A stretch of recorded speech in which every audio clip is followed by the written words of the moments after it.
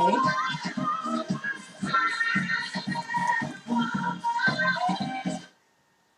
Welcome back. Welcome back. So one of the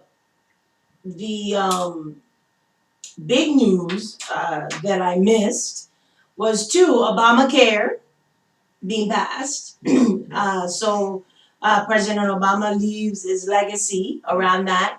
But also the same sex marriage was passed. And for someone who has many friends, colleagues who this is a very important issue, I was very happy for them. But Hassan, I had friends that are for it but feel that it shouldn't be forced on them, that it felt like it's being forced on the society.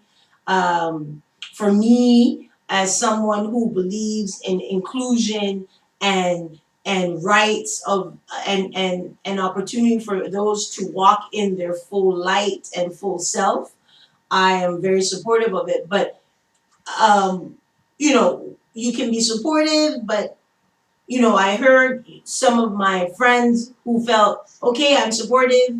I have gay friends, but I don't feel that you need to be pushing it down on my throat. So, what are your thoughts on it? Well, I mean, living, you have to think about the whole aspect of coming to this country. Mm-hmm. We know it's freedom, but we also know there's some religious beliefs. Mm-hmm. Like you won't go to a place if you know there's certain things that they do there. Mm-hmm. So you come in here, first of all, you know that okay, it's a Christian environment. They pray to God. The kids go to school and they pray. So when you come here, those are certain things that you see. So as time goes on, things are changing. Things have changed dramatically. For me, I know and I have friends who are, gay, lesbian, and so on and so forth. Those friends do not push that on me. Exactly. So that's comforting. That's comfortable. Yeah. But now my country has pushed that on me, meaning that okay, your sexuality and who you love, you want to be with, that's great. If you love, a man or love a woman, that's who you love. That happens in your bedroom, in your house, or wherever it's gonna happen. But when the media takes it and grasps it and is pushing it out there, it now becomes an issue not only to us as adults because we can take it as adults. You're looking at the future generation. You're looking at my 13-year-old son. You're looking at your nephews who may look at this when already they looked at it already when they see two men holding hands and kissing. To now is okay. It's not acceptable. So what do you do as a parent? What do you do as individuals who's raising your child maybe in a Christian manner? So there's a lot of things that happens after the news. Now what? Yeah, because I think it's going to require a lot of conversation. Yes. I think it's going to require a lot of conversation around. I mean, you have churches that are basically already saying, I won't do ceremonies. Right. And you have, I think I saw that there's a restaurant that refused to serve a same-sex couple. So people have really taken some very strong, concrete positions. What's interesting is that I've also read that in the midst of this passing, just as everything, where does the Black community fall in this passing? Because Black and Latino, gay and lesbians are still not moving in the same pace as white, gay, and lesbians. So even within that, the race issue is not at a common place. But you have to look at our race, our culture. You have to look at we may think about it as a race, but we didn't do it because based on how we were brought up. There's certain things as black people, Africans, and Latinos where okay, I might like him, but because of how because the church plays a big role in the community. So but as we saw our Western brothers and sisters going for that and being a free country, now it's okay. Well, I'm here. I'm free. I'm going to try that. So it becomes slow because you look at okay, what my parents going to say, what my friends going to say, until now when it's now accepted for states, it's like you know what.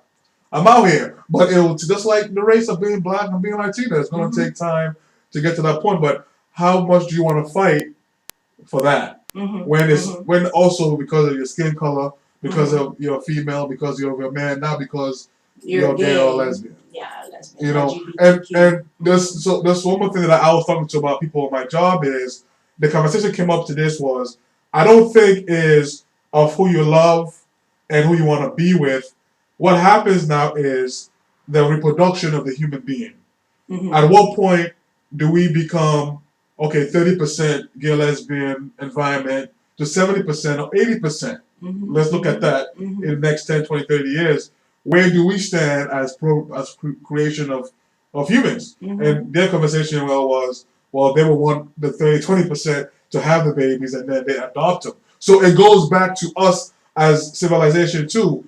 Men being gay and lesbian, you can't have kids.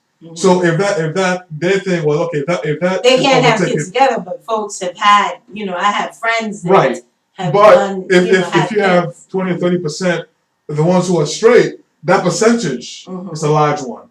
So at some point, does our population decrease? So those are all questions that's coming out. You know, yeah, because you gotta have I a know conversation. many gay couples, lesbian couples who have kids, right. who have raised kids and have done it in a variety of ways. Adoption, to be able and adoption, those sort of things, surrogate, to be able to be parents. So that is gonna be an ongoing issue. But there's been many folks that have come out and folks have attacked them and said that it was sort of anti. And their whole thing is, no, I don't have a position. I just don't feel that it needs to be forced upon me. Yeah, that's all. So it is a time for conversation in society, because it is going to be required conversation for us to figure out how we're going to do this. And the issue now is you can't have that conversation anymore.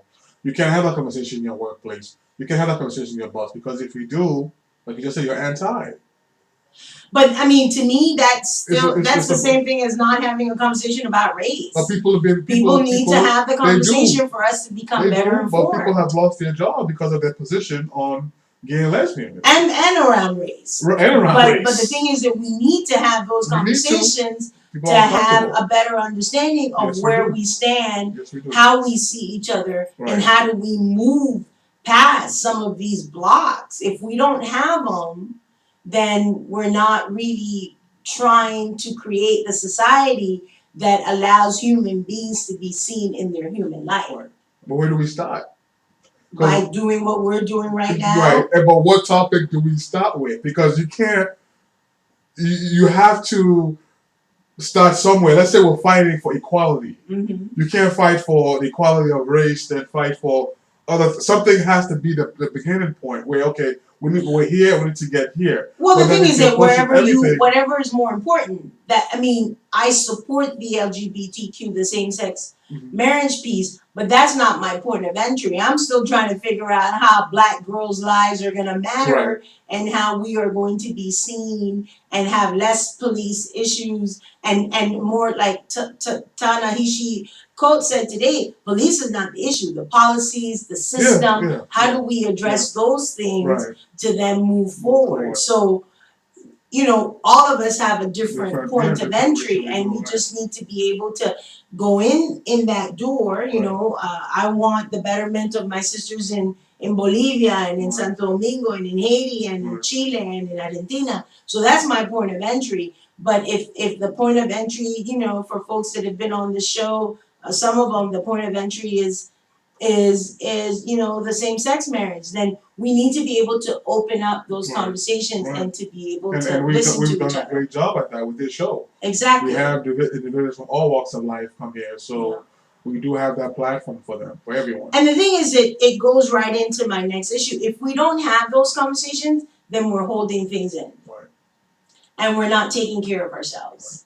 Right. And we're not taking care of those around us. And to me, right now, we are in the place. One of the things, a couple of people have said, oh, you look so peaceful when I was in Nicaragua. And it was because I'm being able to be my full self with no holds barred. I don't have to worry about if I say this, if I say that, or if I'm not going to say this. So I think the self-care comes with being able to really speak up and speak on things that are closest and dearest to you, like we just did, even though we may not have the same position and the point of entry on the issue, but we were willing to listen to each other. Right. And I think we need to begin to do that more, being able to move as a full self, being able to understand each other, to speak on things that affect us all. So I think we need to get to a place where we can address all these issues in a more inclusive way. Right. I've been attacked a lot in the last couple of weeks around my position around the Dominican Republic and Haiti, and to me, it's an issue of race. It's an issue of racism. Yeah. And I know of many Dominicans who are being directly affected by this, because they're not Haitian, they're Dominican. Right. So we need to really be able to have those conversations, take care of ourselves. I came back, I was on such a high, but I literally had to take the last day and a half to retrieve, to regroup, to hold on to that force that I got from the women I was with, from the sisters that I was with, and to be able to figure out how to hold on to that when now tomorrow I'm going to have to go out and probably face an incident or see something that's going to shake that up a little. So and also, with Josh, you do a good job with looking into the future with these conversations. And we're gonna look at it. The Dominican Republic is doing this. mhm. What about other countries? Exactly. Like with my young people, I said, I asked them before I left for Nicaragua, I said, how many of you were born here? Some of them. How many of you, your parents were born here? Most of them no. Right. So I said, okay, get up and go. Right. And they said, what? And I said, that's exactly what is happening.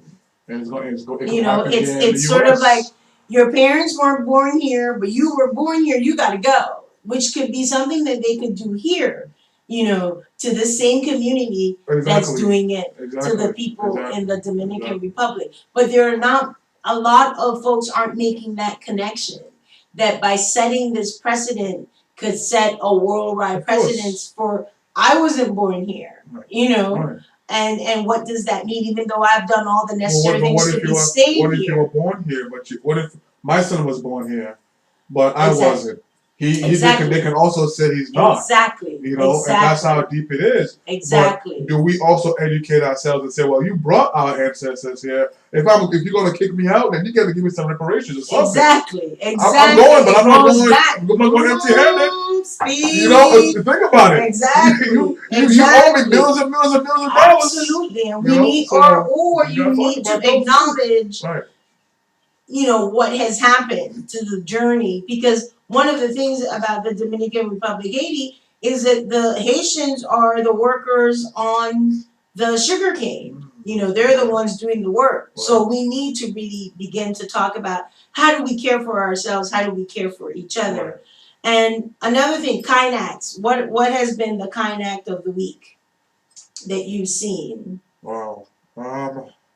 I've seen a couple of kind acts. I mean, I know that, like I said, when I was at work, coming home, there was somebody who was talking about the passing of the 54 states of the gay and lesbian.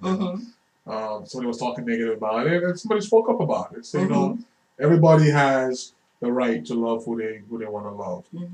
Made a good connection with, okay, what if people don't want your people here? Yeah. What about back then during the civil rights movement? So he took it there to make a point. And is now that we're in this stage, I think is good. Yes, you're able to speak up. You may not agree with a certain situation, but you can speak up of how that could lead to being equal rights. Absolutely. So that's something that I see, which I was happy about. And my kind act, it sort of picks up with that, is that for, I've been a member of the network of Afro-Latin American women and Afro-Caribbean women since 2006. Okay. And from the moment I walked into that space, I have felt heard, supported, loved, guided, taught, listened to, everything that you are hoping and wanting on your daily life. And my kindest act continues to be the space. I am absolutely moved and amazed at how much and how easy and how well we come together to support each other no matter what. No matter how far we are away from each other, these women are still some of the dearest, closest friends, sisters that I have. I know that if they're there, I can still count on them. It was great to see them all. The list is long, but it was great to see Lidice and Cannon and Dorotea and Miss Phyllis and Paola and just everyone. Nilva and Sonia and Cecilia in Peru, all of us, and we come together with one common theme, and that's to make it better for women of African descent, and no matter where we stand. So my kind act and the most loving act to date in any space that I've entered has been these group of women. And I want to extend my love, admiration, and appreciation to each and every one of them, because without them, this journey would seem isolating. And with them, this journey almost seems attainable. And that we're gonna do this because as long as we got each other's back, they're my ride and die, as people would say, because I can count on them no matter what, and we continue to prove that more and more. So thank you once again for tuning in to another Soulful Afro with Yvette show. Today we touched on a lot of stuff, didn't we, Hassan? A lot of good stuff. Yeah. But this is what we're here to do. We're here to touch on the easy stuff, the hard stuff, the grounding stuff, the painful stuff, with the hope that we can figure out how to move out of all of it in a good, healthy, unified way. So thank you all for those who tuned in to this week's Soulful Afro with Yvette show, and we will see you on the next show. Looking forward to you following us on the Soulful Afro with Yvette page, on our Facebook page, and also at Soulful Afro on Twitter. Thank you. Peace. Be well.